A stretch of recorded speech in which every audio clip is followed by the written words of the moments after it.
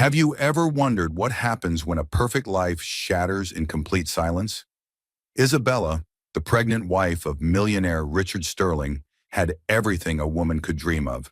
But one day she vanished without a trace, leaving behind only an echo.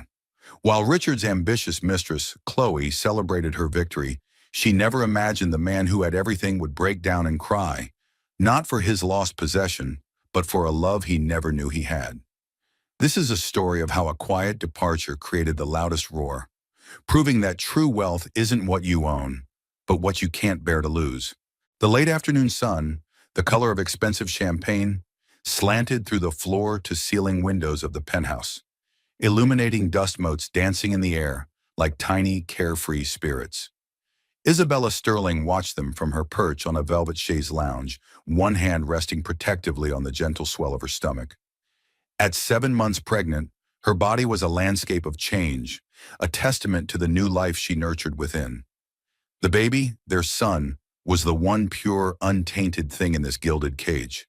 From the outside, her life was an object of profound envy. She was the wife of Richard Sterling, a man whose ambition had carved a formidable empire in the cutthroat world of corporate realty estate. Their home, a sprawling duplex overlooking Central Park, was a monument to his success, filled with art that was more investment than passion, and furniture too beautiful to be truly comfortable. Her reflection in the polished chrome of a nearby sculpture was distorted, a funhouse version of the woman she was supposed to be. Serene, fulfilled, radiant. Instead, she saw the faint, violet shadows under her eyes that no amount of concealer could hide, and a tension in her jaw that bespoke 1,000 unshed tears. The silence of the apartment was a living entity, broken only by the distant, muted symphony of New York City traffic. It was a silence that had grown over the years, seeping into the cracks of their marriage until it had become its very foundation. Richard was not a cruel man, not in the conventional sense. He didn't raise his voice or his hand. His cruelty was one of neglect, a slow, soul-crushing indifference that was far more damaging. He saw her not as a partner, but as his most beautiful acquisition, a final, polished piece to complete the portrait of his success. He adorned her with diamonds, but never with his time. He filled her closet with designer clothes, but never asked about the woman who wore them.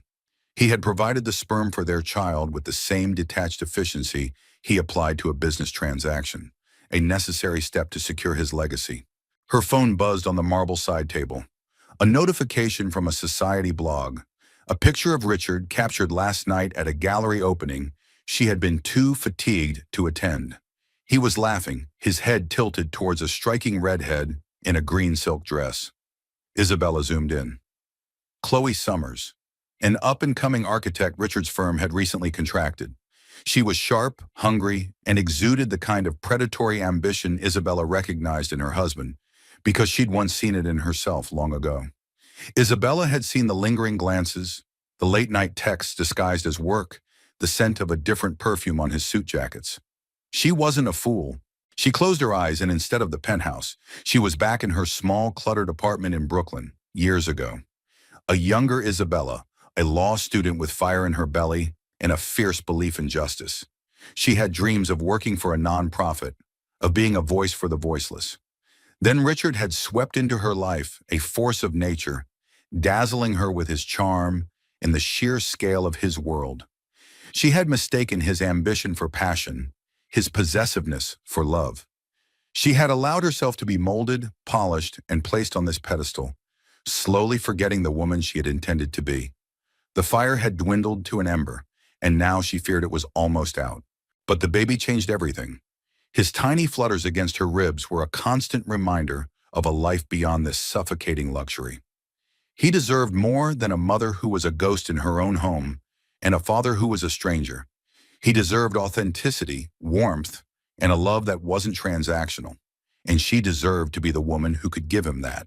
That evening, Richard came home late, smelling of scotch and Chloe's jasmine perfume. He dropped a perfunctory kiss on Isabella's forehead, his eyes already on the stock market ticker flashing on the television. "How was your day?" he asked, the question a reflex, not a genuine inquiry. "Quiet," she replied, her voice even. "I finalized the nursery." "Good. Did you order the antique rocking horse from the catalog I left you? I did, she lied. She had, in fact, canceled the obscenely expensive order and donated the equivalent amount to a children's hospital. It was a small, secret act of rebellion, but it felt like a monumental victory. He grunted in satisfaction, loosening his tie. I'm closing the Westwood deal tomorrow. It's going to be massive. We should celebrate this weekend. Maybe a trip to the Hamptons. He spoke of we, but she knew it was a royal we. She was merely the companion, the accessory. He would spend the weekend on his phone, barking orders, while she was expected to sit by the pool and look content. She watched him move around the room, a handsome, powerful stranger who shared her bed. The love she once felt had long ago curdled into a hollow ache, which had finally given way to a cold, hard clarity. Ambition, she now understood, could be a cancer. It had consumed him, and it had nearly consumed her, but no more. Later that night, as he slept beside her, a deep and dreamless sleep of the untroubled, Isabella lay awake, charting her course. Her plan had been forming for months, a secret blueprint for escape. She had been quietly siphoning money from her allowance into a new account under her maiden name, a name he had probably forgotten. She had researched towns, small and insignificant, places where Mrs. Sterling would never be sought. She had packed a single bag, hidden in the back of her cavernous closet, filled not with designer clothes but with practical things, sentimental treasures, and a copy of a worn-out law textbook she hadn't opened in years. She wasn't running away in a fit of pique. This was a rescue mission. She was rescuing her son from a life of gilded emptiness, and she was rescuing herself from oblivion. There would be no dramatic confrontation, no screaming match. That was not her style, and it would give him a fight to win. She would simply disappear. An elegant, silent vanishing act. He would wake up one morning, and a piece of his perfect life, his most prized possession, would simply be gone. Let him rage against the silence. Let the mistress believe she had won.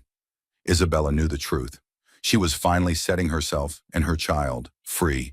Richard Sterling woke to the insistent, programmed hum of his automated blinds retracting. Light flooded the master suite, glinting off the chrome accents and the cold glass surfaces he favored. He rolled over, his hand reaching for the warm space beside him, and found only cool, crisp Egyptian cotton. He frowned. Isabella was usually the one to wake him, a gentle hand on his shoulder, a cup of coffee already waiting on the nightstand. She clung to these small domestic rituals with a quiet tenacity he found both endearing and slightly pathetic. He sat up, swinging his legs over the side of the bed. "Isabella?" he called out, his voice raspy with sleep. The silence that answered was absolute, profound. It was different from the usual morning quiet. It felt heavy, deliberate.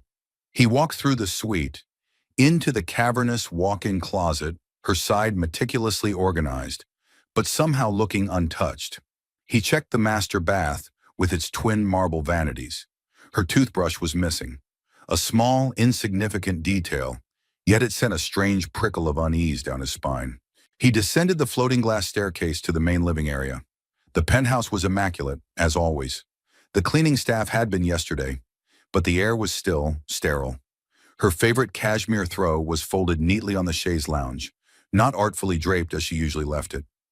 The book she was reading was closed on the side table, a silver bookmark tucked precisely at the page she had stopped on. It was as if the room had been staged. On the gleaming white marble of the kitchen island, propped against a ridiculously expensive fruit bowl, was a single sheet of heavy, cream-colored stationery. It was her personal stationery, the kind she used for thank-you notes. His name, Richard, was written on the front in her elegant, looping script. He picked it up, expecting a list of errands, a reminder about a dinner party. Instead, the note inside was brutally short.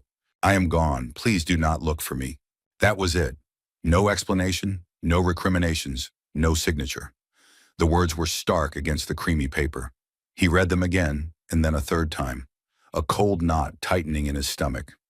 This had to be a joke, a poorly conceived melodramatic prank. Isabella was not impulsive. She was predictable, placid. She was the calm water to his storm. She wouldn't just leave. Especially not now, with the baby coming. Their son, his heir. He pulled out his phone, his thumb hovering over her contact photo. A smiling, sun-drenched picture of her from a trip to Italy 2 years ago. He looked happy. He dialed. It went straight to voicemail. "Isabella, this isn't funny," he said, his voice tight. "Call me back. Now." He tried her mother's number. A pleasant but firm voicemail message informed him that Eleanor was on a 2-month cruise through the Norwegian fjords and would not be reachable. Convenient. Too convenient. Panic, an unfamiliar and unwelcome emotion, began to claw at him. He stalked through the apartment, opening closets, pulling back curtains as if she might be hiding behind them. The nursery, once a source of detached pride, now felt like a mausoleum. The tiny clothes, the handcrafted crib, the silent mobile. They were all monuments to a future that had just been erased. He saw the empty space where the antique rocking horse should have been. A flicker of memory, him telling her to order it, her quiet agreement. He hadn't even thought to check if it had arrived. His mind raced, cycling through possibilities. Had she been kidnapped? No. There was no ransom note, no sign of forced entry. Had she had a medical emergency? He called the doorman, who confirmed Mrs. Sterling had left the building at 5:30 a.m., alone, carrying a single suitcase. She had told him she was going to visit a friend in Connecticut for a few days. She had been calm, smiling even. The doorman had thought nothing of it. The cold knot in his stomach turned to ice. She had planned this. The calm smile, the lie to the doorman, the timing with her mother's trip. This was a calculated, deliberate act. But why? Their life was perfect. He gave her everything. He was building an empire for their son. What more could she possibly want? His phone buzzed. It was Chloe. "Thinking of you. Can't wait to celebrate the Westwood deal tonight." A picture of her followed, pouting playfully at the camera from her sleek, minimalist office. For a moment, he had forgotten. The deal. The celebration. Chloe. Did Isabella know about Chloe? He had been careful, discreet. But Isabella was observant in her quiet way. Perhaps she wasn't as placid as he'd thought. He felt a surge of anger, hot and sharp. How dare she? How dare she throw this back in his face? Embarrass him? Disrupt his life when he was on the cusp of his greatest professional triumph? He typed a reply to Chloe. "Change of plans. Something's come up with Isabella. Family matter." He needed to control the narrative. An unstable, emotional, pregnant wife who needed some space. That was manageable. A wife who had abandoned him. That was a PR disaster. Chloe called him instantly. "Is everything okay, darling? Is it the baby?" Her voice was a perfect symphony of concern, but Richard could hear the underlying note of excitement. "She's fine. She just went to visit a friend for a few days. Feeling overwhelmed," he lied, the words tasting like ash in his mouth. "We'll have to postpone our celebration." "Oh, of course," Chloe said, her tone dripping with sympathy. "Poor thing. Pregnancy can be so trying. Well, if she's gone for a few days, maybe I can come over and cheer you up tonight? Just for a little while?" The offer was brazen, but it was exactly what he expected from her. It was part of what drew him to her unapologetic ambition, her directness. She saw an opening and she took it. Right now, he didn't have the energy to deal with her. "Not tonight, Chloe. I need to handle this." "All right, darling. Call me if you need anything. Anything at all." He hung up and stared at Isabella's note again. "Please do not look for me." It wasn't a request. It was a challenge. A gauntlet thrown down, and Richard Sterling never ever backed down from a challenge. He wouldn't allow her to just disappear, to take his son and vanish from his life. She was his wife. She was carrying his child. She belonged to him. The shock was now hardening into a cold, diamond-hard resolve. He would find her. He would bring her back. And then there would be a reckoning. He just had to figure out where in the world she could have possibly gone. One day bled into the next, then into a full, agonizing week. The initial shock and anger that had propelled Richard through the first 48 hours began to curdle into a gnawing, unfamiliar anxiety. The sprawling penthouse, once a symbol of his dominion, now felt like an echo chamber. every silent corner mocking him with Isabella's absence. He found himself wandering into the nursery, tracing the outline of the unslept-in crib, the scent of lavender and baby powder she'd chosen hanging in the air like a ghost. He had started by doing the obvious things. He called her friends, the polished society wives he found vapid and boring. They were all surprised, offering rehearsed sympathies. No, they hadn't heard from Isabella. Yes, they had noticed she'd been withdrawn lately. They had chalked it up to pregnancy hormones. Their words were useless, their concern a thinly veiled appetite for gossip. He checked their joint bank accounts. Untouched. He reviewed the credit card statements. Her last purchase was a week ago at a bookstore in the West Village. He went there himself, a man in a $1,000 suit looking wildly out of place amongst the dusty shelves. The cashier, a young woman with purple hair, vaguely remembered her. Yeah, the sad, pretty lady. She bought a bunch of travel guides, Oregon, Washington, Northern California, and some books on constitutional law. The detail was so bizarre, so out of character, that Richard dismissed it as a mistake. By day 3, his pride was sufficiently shredded to do what he should have done from the start. He hired the best private investigator money could buy. Mr. Harrison was a former detective, a man with a bloodhound's reputation and the weary, cynical eyes to match. He sat opposite Richard in the sterile living room, his worn tweed jacket a stark contrast to the minimalist decor. She left her phone on the kitchen counter, disconnected from the network. Her laptop is in her office, wiped clean, Richard explained. The words clipped. She took one suitcase and her passport. She withdrew $5,000 in cash, the daily maximum, every day for the past 2 weeks from her personal account. An account I didn't know she had. The admission felt like swallowing glass. Harrison nodded slowly, making notes in a small leather-bound book. Smart, he murmured, almost to himself. No digital footprint. Cash. A clean break. Your wife, Mr. Sterling, is either very frightened or very clever. She's my wife, Richard snapped. She's pregnant with my child. Find her. The days that followed were a masterclass in frustration. Harrison's updates were grimly concise. Isabella had not used a credit card, booked a flight, or rented a car under her own name. She hadn't crossed any borders. She had simply stepped out of a yellow cab near Penn Station and dissolved into the city's teeming anonymity. She had become a ghost. Meanwhile, Chloe's patience was wearing thin. She had initially played the part of the supportive, understanding lover, but her ambitions didn't allow for long-term deferment. She saw Isabella's disappearance as the final obstacle being removed, and Richard's continued obsession with finding her was infuriating. It's been over a week, Richard, she said one evening, running a manicured hand down his tense back as he stared out the window at the city lights. She had let herself into the penthouse, a territorial move he didn't have the energy to contest. Don't you think it's time to consider that she doesn't want to be found?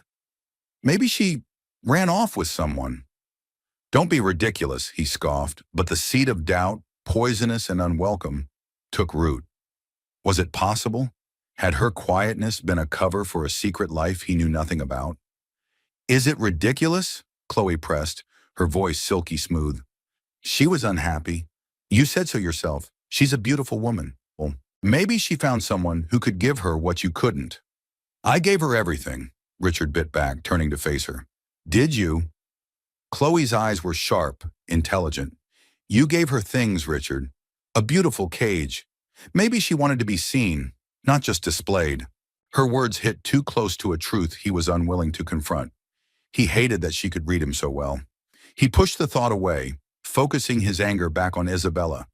The betrayal felt sharper, more personal than any affair. An affair was a simple, carnal transgression. This was a repudiation of his entire life, his entire world. His work began to suffer. He was distracted during meetings, snapping at subordinates, his mind constantly drifting to the puzzle of his wife.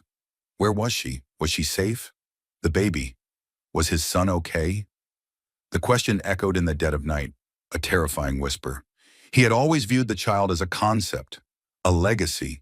Now, for the first time, he felt a flicker of something else, a primal, protective fear. Harrison called at the end of the second week. We found the cab driver, he said, his voice flat. He dropped her at a small regional bus station in Newark. She paid cash. She was wearing a simple dress, no jewelry, and a pair of sunglasses. He said she bought a ticket on a bus heading west. The route has 100 stops between here and Chicago. She could have gotten off anywhere. The news was a gut punch. A bus. Isabella, who was used to private jets and chauffeured cars, had taken a bus. It was another piece of the puzzle that didn't fit the image of the woman he thought he'd married. The scale of her planning, her quiet determination, was staggering. She hadn't just left him. She had shed her entire identity. That night, Chloe tried again.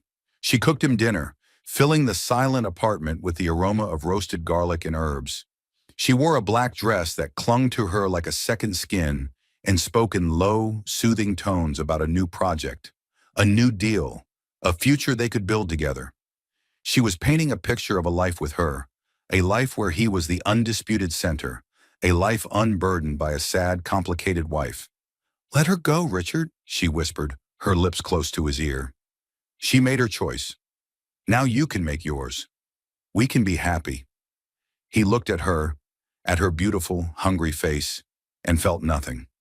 Her ambition, once a thrilling reflection of his own, now seemed grasping and hollow.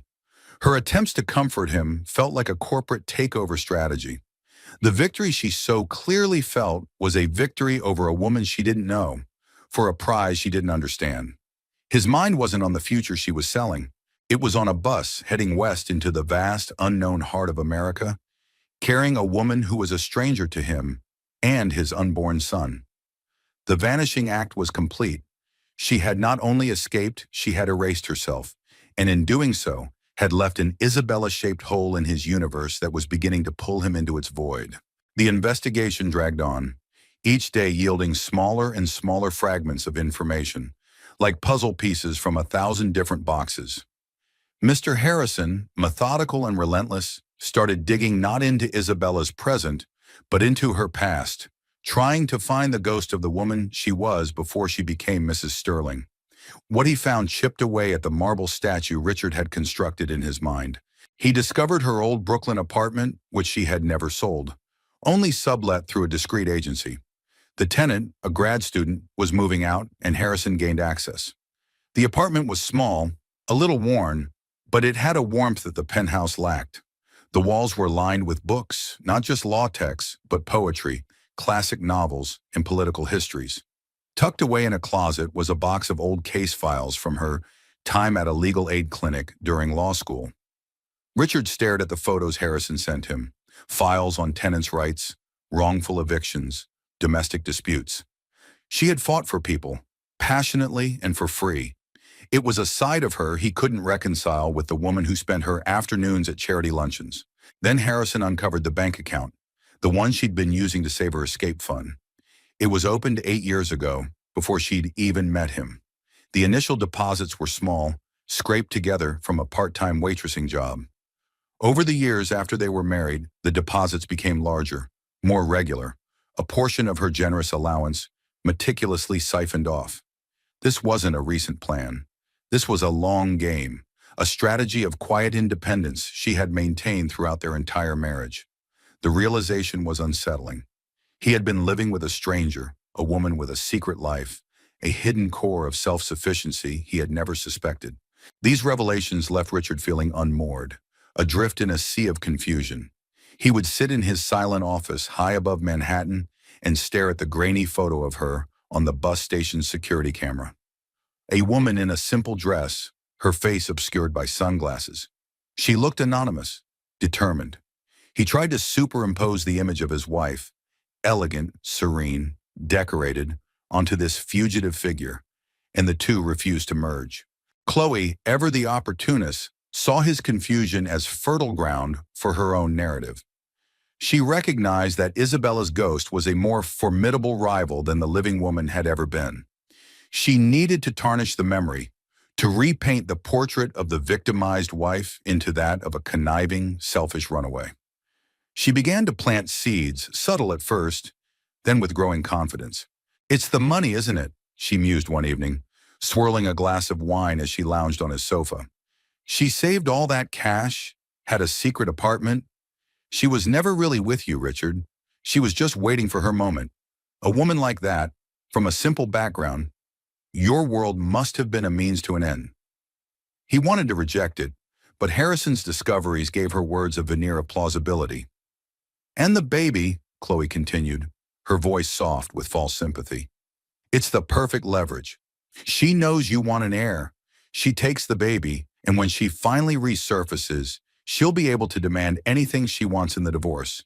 It's a classic gold digger move, just executed more cleverly than most. She was smart, twisting the facts to fit her story. Isabella's quiet strength became cunning. Her desire for freedom became a financial scheme. Chloe was reframing the narrative in a language Richard understood. Strategy, leverage, assets. He found himself listening, allowing the poison of her perspective to seep in, because it was easier than confronting the more painful truth, that he had failed so profoundly as a husband that his wife had chosen a bus ticket to nowhere over a life with him. The whispers became a campaign. When one of Richard's board members, a friend named Robert, mentioned how sorry he was to hear about Isabella's episode, Richard realized Chloe had been talking. She was carefully managing the story, leaking a curated version to their social circle. The narrative was consistent. Isabella, fragile and unstable due to her pregnancy, had suffered a breakdown. It was tragic, but Richard was being stoic, protective. It painted him as the victim, the long-suffering husband, and neatly erased any questions about his own conduct, about his very public association with Chloe herself. "I just want to protect you, darling," she'd say, her eyes wide with feigned sincerity.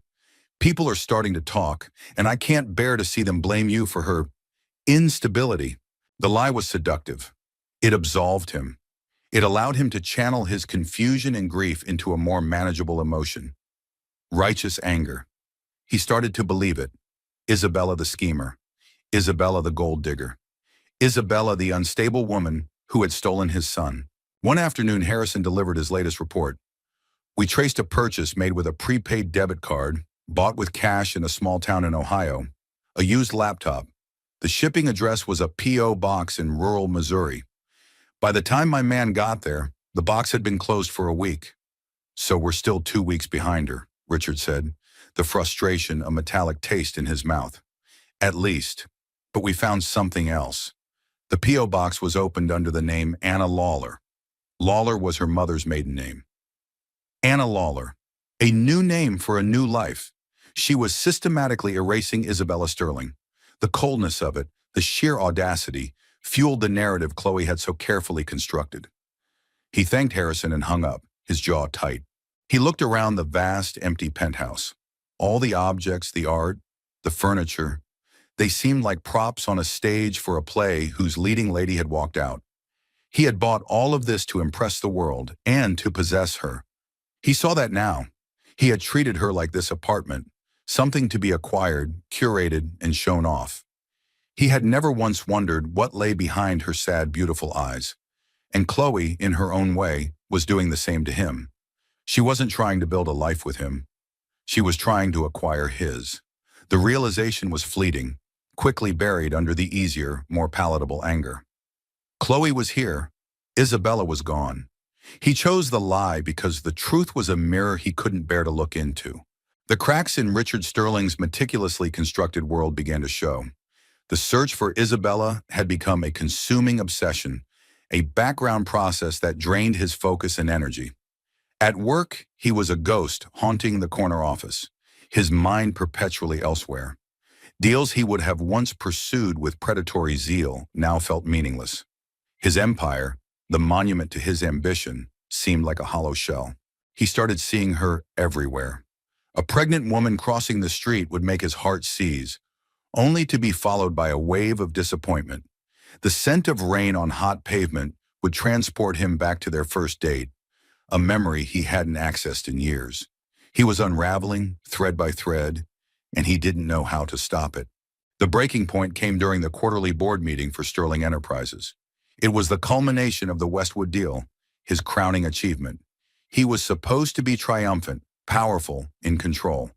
But as he stood at the head of the polished mahogany table, the faces of his board members blurred. The numbers on the projector screen swam before his eyes. All he could see was the empty space where Isabella should have been, cheering him on from the sidelines as she always did, her quiet pride a steadying force he had always taken for granted. He opened his mouth to speak, but the words wouldn't come. His carefully prepared speech about profit margins and future growth felt like a foreign language. He gripped the edge of the table, a sudden wave of dizziness washing over him. "Richard, are you all right?" It was Robert, his face etched with concern. Richard looked at the faces staring back at him, men he had known for years, men who respected and feared him, and he felt nothing but a profound, crushing emptiness. The empire meant nothing. The deal meant nothing. He had conquered the world, but he had lost his wife and his son, and he didn't even know why. A single hot tear traced a path down his cheek, then another. He stood there in front of his board of directors, the titans of industry, and began to cry. Not silent, dignified tears, but ragged, soul-wrenching sobs that shook his entire body. It was the sound of a man breaking apart. The room fell into a stunned, horrified silence. Robert quickly stood up, adjourning the meeting and ushering the bewildered board members out, leaving Richard alone in his glass-walled cage, completely undone. Chloe found him there hours later, sitting in the dark, the city lights glittering mockingly outside. The story of his breakdown had already ripped through their social circle. She had come to perform damage control, to salvage her investment. "Richard, darling," she said, her voice a low, soothing croon. She knelt before him, placing a hand on his knee. "It's okay. You're under an immense amount of stress. Anyone would break." He looked at her, his eyes red-rimmed and hollow. He saw the calculation in her gaze, the ambition that was always churning just beneath the surface. He saw the carefully applied mask of sympathy, and for the first time, her touch felt alien, repellent. "She did this to you," Chloe whispered, seizing the opportunity to drive the wedge deeper. "This is what she wanted, to destroy you." But her words had lost their power. The lie, which had been such a comfortable shield, now felt flimsy and false. He knew with a certainty that cut through his grief that Isabella had never wanted to destroy him. She had only wanted to save herself. The cruelty was his. The neglect was his. The failure was his. "No," he said, his voice raspy. He pushed her hand away. It was a small gesture, but it felt seismic. "It wasn't her. It was me." Chloe recoiled slightly, her mask slipping for a fraction of a second. Surprise, then irritation flashed in her eyes. This was not part of the plan. He was supposed to be angry at Isabella, not himself. He was supposed to turn to her for comfort, cementing her place at his side. "Don't be ridiculous, Richard," she snapped, her voice losing its sympathetic softness. "You can't blame yourself for her manipulation." "Was it manipulation?" he asked, the question directed more at himself than at her. "Or was it desperation? Did I ever, even once, ask her what she wanted? Did I ever look at her, really look at her, and see the person instead of the prize?"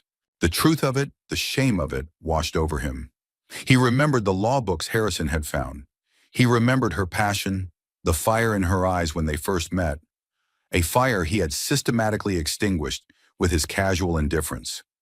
He had taken a vibrant, brilliant woman and tried to turn her into a beautiful object, and he had been succeeding. Her disappearing act wasn't an attack. It was an act of survival.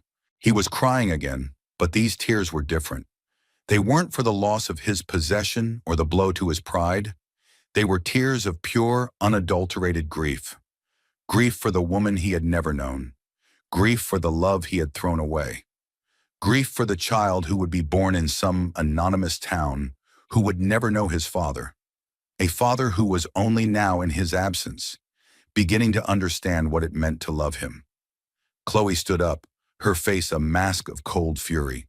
She was an architect of power, and she recognized a failing structure when she saw one. The man sobbing before her was not the ruthless titan she had set out to conquer. He was just a broken man. "Pull yourself together, Richard," she said, her voice like ice. "This is pathetic." He didn't even look up. He didn't have the strength. He just sat there, in the ruins of his perfect life, mourning a loss he was only just beginning to comprehend. The mistress, the victor, stood over him, but her prize had turned to dust in her hands. She had never imagined the great Richard Sterling would cry. She had been right. He wasn't crying for her, or even for himself. He was crying for Isabella. And in that moment, Chloe knew with a chilling certainty that she had lost. 2,000 miles away, where the mist-shrouded pines of Oregon meet the raw, churning power of the Pacific Ocean, Isabella Sterling was gone. In her place was Anna Lawler. The name felt strange and freeing on her tongue, a clean slate. She had found her way to the small coastal town of Astoria, a place of hardy fishing boats, charmingly worn Victorian houses, and a quiet anonymity that felt like a balm to her bruised soul. Her new home was a small, second-floor apartment above a quiet bookstore, with windows that overlooked the Columbia River as it spilled into the sea. It was a world away from the silent, opulent penthouse. Here the silence was different. It was filled with the cry of gulls, the distant clang of a ship's bell, and the soothing whisper of turning pages from the shop below. The air smelled of salt and rain and old paper, a scent she found more intoxicating than any designer perfume. The first few weeks had been a blur of fear and adrenaline. Every siren made her jump. Every stranger's glance felt like scrutiny.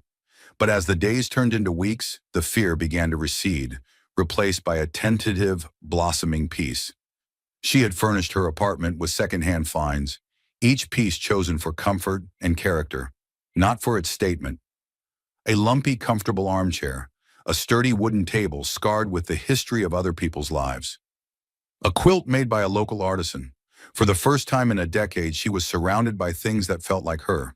She had secured a part-time job working in the bookstore downstairs. It was owned by Margaret, a woman in her late 60s with a cloud of white hair, hands stained with ink, and eyes that held a deep, knowing kindness. Margaret hadn't asked for references or questioned the history of the quiet, heavily pregnant woman who had walked into her shop one day. She had simply seen something in Anna's eyes, a love for books, a need for sanctuary, and had offered her the job on the spot.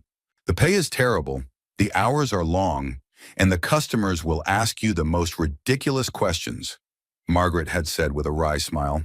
But the company is good. She had gestured to the towering shelves of books. They never let you down. Anna's days fell into a gentle, predictable rhythm. She would wake early, watch the fishing boats head out in the dawn light, her hands cradling her belly as her son kicked and turned within her. She would work in the shop, recommending novels, dusting shelves, the scent of old paper and binding glue becoming her new reality. She spoke with the locals, fishermen, artists, retirees, people whose lives were grounded in the tides and the seasons, not the stock market. They were curious but respectful, accepting her as the quiet new woman in town. No one asked about a husband or a diamond ring. They just asked how she was feeling and if she needed help carrying her groceries up the stairs. She was rediscovering the woman she had been before Richard, the woman who found joy in a perfectly crafted sentence, who could spend hours debating legal theory, who believed in a world beyond material wealth. She began reading her old law books again, not with any grand plan, but simply to reconnect with the part of herself she had suppressed for so long. The fire she thought had been extinguished was slowly, tentatively, being rekindled. One rainy afternoon, as she was shelving a new shipment of books, Margaret brought her a cup of chamomile tea. "You seem happier these past few days, dear," Margaret observed, her gaze gentle. "The color is coming back to your cheeks." Anna smiled, a genuine, unforced smile that reached her eyes. "I feel lighter," she admitted. "I feel like I can finally breathe." "Sometimes you have to travel a long way to find a place where the air fits your lungs," Margaret said sagely. She paused, then added, "This is a good place to raise a child. People look out for each other here." The simple statement, offered without an ounce of pity or curiosity, brought tears to Anna's eyes. It was the validation she didn't know she needed. She wasn't a runaway wife or a tragic figure. She was a woman building a new life, a mother preparing a safe harbor for her child. She often thought of Richard, but the memories were becoming less painful, more distant. She didn't hate him. In her newfound clarity, she mostly felt a profound pity for him. He was trapped in a cage of his own making, a prisoner of the ambition that drove him. She hoped, for his sake, that he would one day find a way out. But his journey was no longer her own. Her focus was on the future, on the imminent arrival of her son. She had bought a simple wooden crib from a local carpenter and painted it a soft, sunny yellow. She knitted a small blue blanket, her stitches uneven but filled with love. She attended a local prenatal group, sharing her hopes and fears with other expectant mothers, their backgrounds a tapestry of different lives, all united by the universal experience of creation. Lying in bed one night, listening to the rain patter against the window pane, she felt her son give a particularly strong kick. She placed her hand on her stomach and whispered, "It's just you and me, little one. We're going to be okay." And for the first time, she believed it with every fiber of her being. She had traded a gilded cage for a small room with a view of the sea, and in doing so, had found a wealth Richard Sterling could never comprehend. She had found herself, and she was finally, truly home. Back in New York, the fallout from Richard's boardroom breakdown was swift and brutal. The whispers that Chloe had so carefully cultivated about Isabella's instability were now redirected towards him. The story shifted.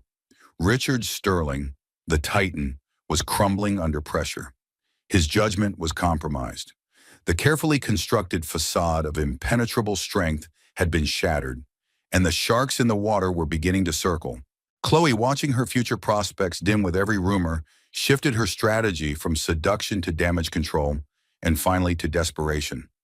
Her plan had been to seamlessly slide into the role of the new Mrs. Sterling, the woman who had saved Richard from his tragic marriage.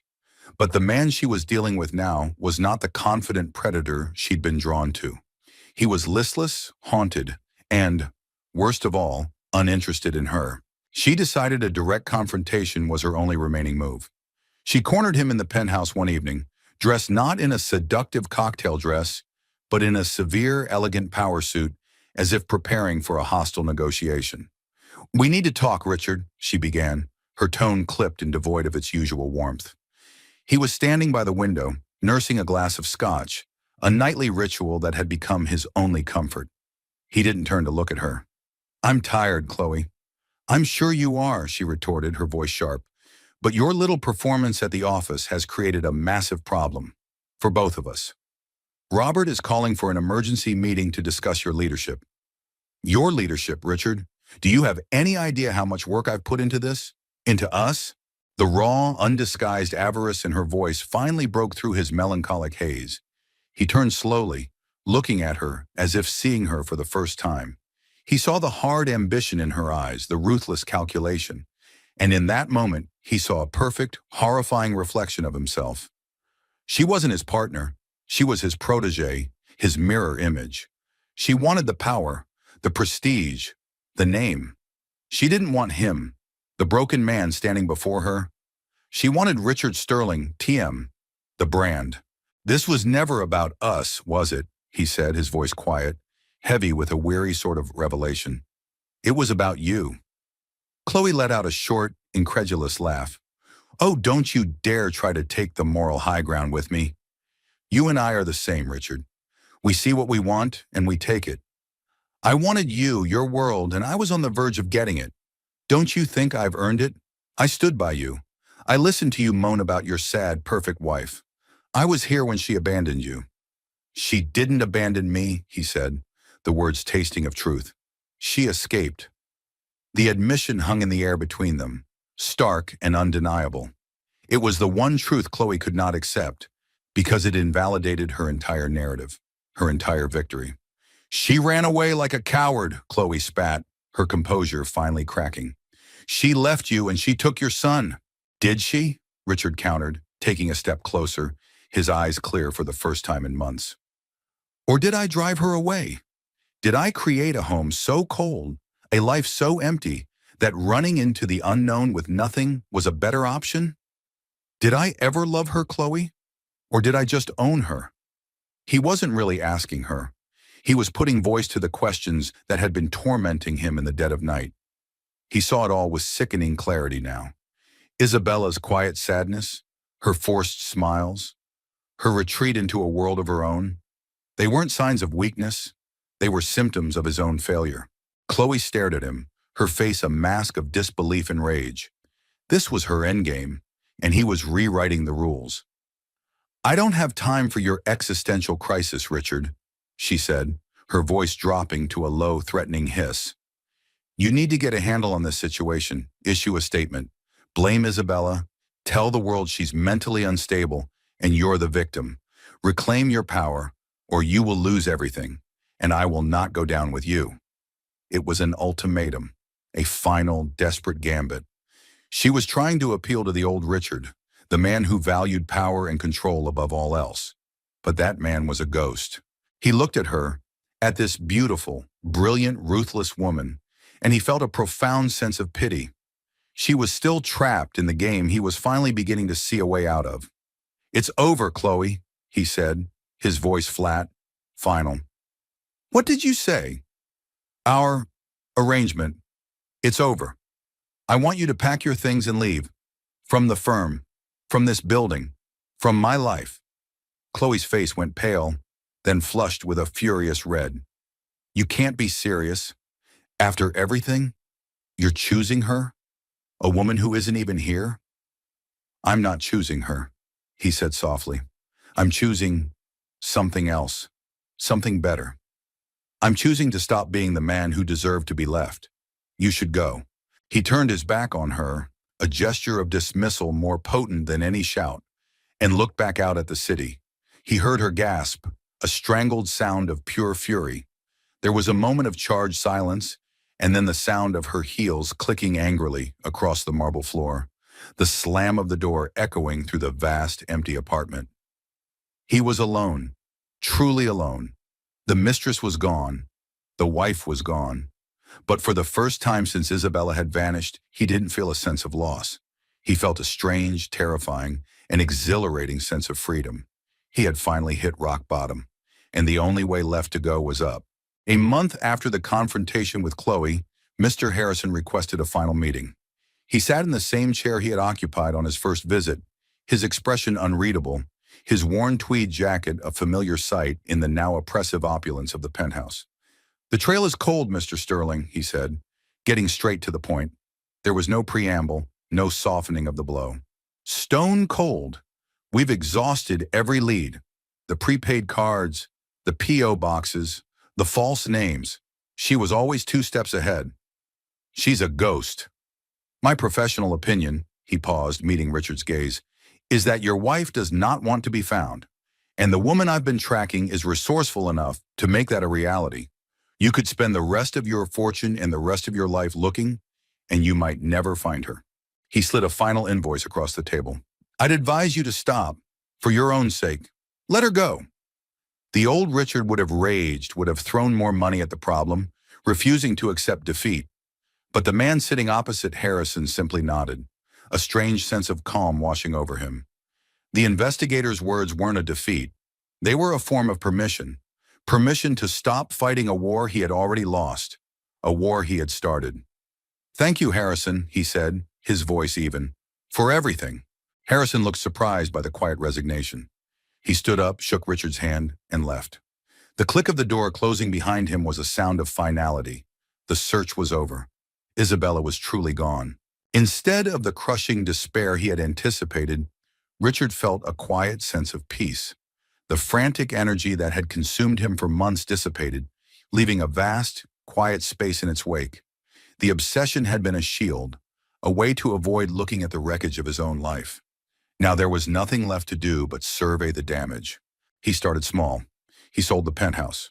The gilded cage held too many ghosts, too many reminders of his failures. He moved into a smaller, more understated apartment downtown, a place with warm wood floors and walls he filled not with investment art, but with photographs of his parents, of his sister, of a childhood he had long since left behind. He began the slow, painful work of mending the relationships his ambition had corroded. He called his younger sister Sarah, whom he hadn't spoken to in over a year, after a fight about his missing her son's birthday. He apologized, without excuses or justifications. The silence on the other end of the line was long, and then her voice, thick with emotion, said, "I've missed you, Rich." It was a start. He stepped back from the day-to-day operations of his company, promoting a capable executive to take his place. He found that the relentless pursuit of the next deal, the next conquest, he no longer held any appeal. The board, having witnessed his breakdown and subsequent withdrawal, was relieved. He was still the owner, but he was no longer the king. He started walking through the city, not with a destination in mind, but just to see it, to feel its rhythm. He noticed the street musicians, the laughter of children in the parks, the small, everyday human dramas he had been blind to from the tinted windows of his chauffeured car. One Saturday on a whim, he walked into a soup kitchen, a place he would have previously only engaged with by writing a large, tax-deductible check. He was awkward at first, a man in a cashmere sweater completely out of his element. But he was put to work chopping vegetables, his hands more accustomed to signing contracts, growing calloused and raw. He listened to the stories of the people he served, stories of hardship, loss, and incredible resilience. He felt a sense of connection, of shared humanity, that his wealth had always insulated him from. He began volunteering there every weekend. He was changing. The grief for Isabella and his son had not disappeared, but it had transformed.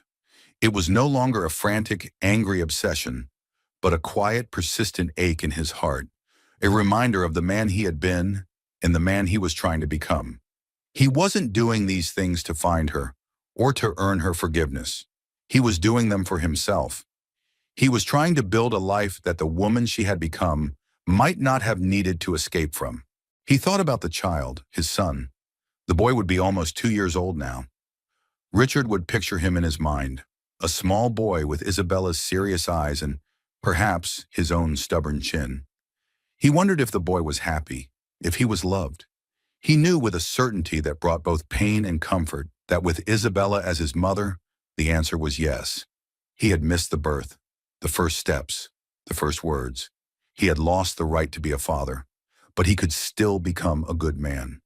Maybe in the end, that was a kind of redemption. His heart, once closed and armored, was slowly, painfully, opening up to a world he had never truly seen. 3 years passed.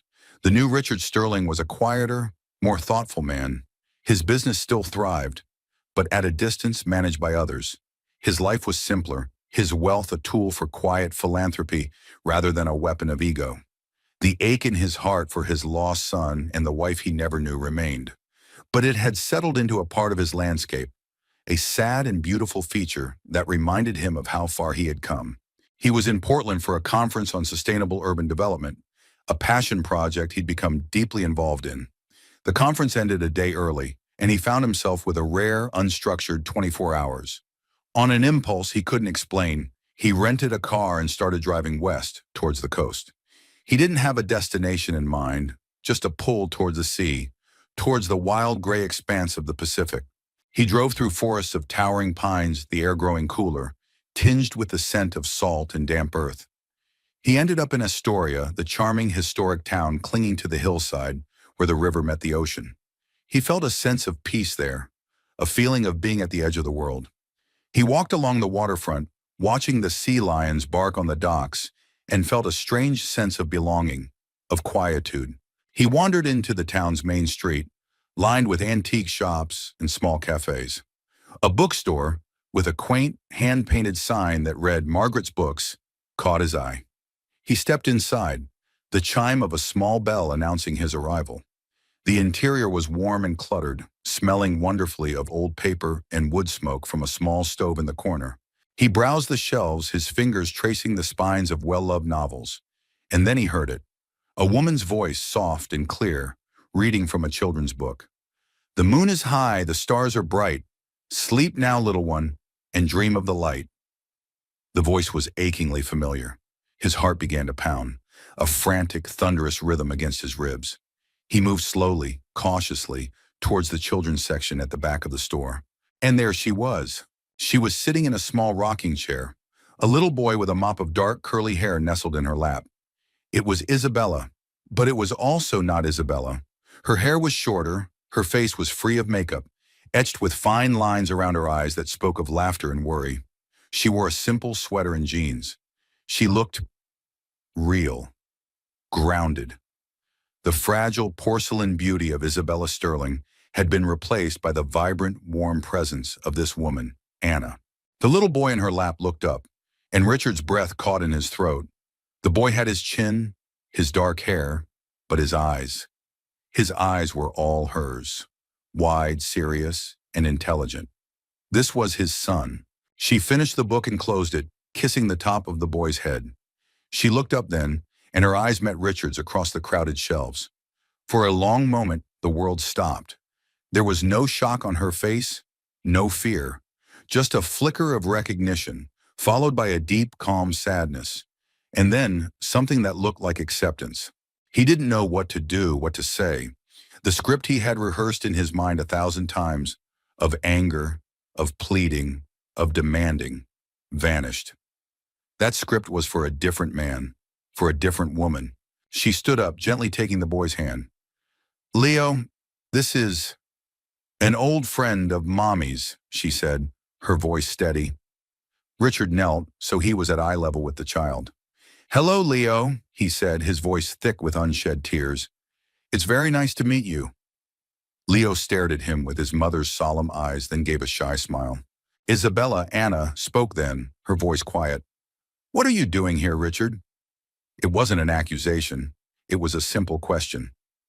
"I don't know," he answered honestly. "I think maybe I was looking for a place to be quiet. I didn't know I was looking for you." They stood in the silence of the bookstore, the air thick with unspoken years, with pain and growth and change. An older woman with kind eyes, Margaret, watched them from the front counter but said nothing. "He's beautiful," Richard whispered, his gaze fixed on Leo. "He is," she agreed softly. "He's happy. He's safe." It was both a statement and a reassurance that she had made the right choice. He finally looked back at her, at this woman who was both a stranger and the most important person in his world. And he knew this wasn't a moment for grand gestures or dramatic reunions. It wasn't about reclaiming what he had lost. That life, that marriage was over. They were two entirely different people now, shaped by the separate paths they had walked. "I'm sorry, Isabella," he said, and the name felt foreign now. "For everything, for the man I was, for not seeing you. I am so sorry." A single tear traced a path down her cheek, but she was not sad. It was a tear of release. "I know, Richard," she said. "I forgave you a long time ago." The ending wasn't what he had ever imagined. There would be no triumphant return, no reconciliation. But as he stood in that quiet bookstore, looking at the woman his wife had become and the son he was meeting for the first time, he felt a profound sense of hope. This wasn't an ending. It was a new, unforeseen connection. A chance, perhaps, not to rebuild what was broken, but to build something new, something honest, from the ground up. It was a quiet, unexpected, and deeply inspiring beginning. The story of Richard and Isabella shows us that true growth often begins only when we have the courage to let go of the life we planned. Their journey wasn't about finding their way back to each other, but about finding their way back to themselves. It's a powerful reminder that resilience, connection, and authenticity are the real treasures in life. If their story of transformation and second chances touched your heart, please give this video a like to help it reach others.